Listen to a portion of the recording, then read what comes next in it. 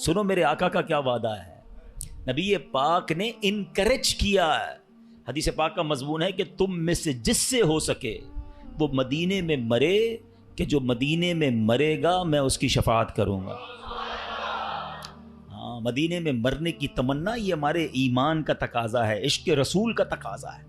اور اس حدیث کی شرح میں پتہ علماء نے کیا لکھا ہے؟ اگر کوئی اس حدیث پر عمل کرنا چاہتا ہے نا تو وہ اپنا بڑھاپا مدینے میں گزارے اور پھر بغیر کسی ضرورت مدینہ پاک سے باہر نہ نکلے. مجھے ایک میسج آیا مدینہ منورہ سے. دیکھیے موضوع مجھے نہیں پتا تھا یہ چھڑ جائے گا. ہمارے لاہور کے ایک اسلامی بھائی ہیں مدینہ پاک میں، اور انہوں نے کہا آج مجھے کسی نے بتایا کہ ایک خاتون ہیں جو پاکستان سے گئی ہیں، وہاں پر 32 سال ہو گئے ہیں وہ مدینے سے باہر نہیں نکل رہی ہیں.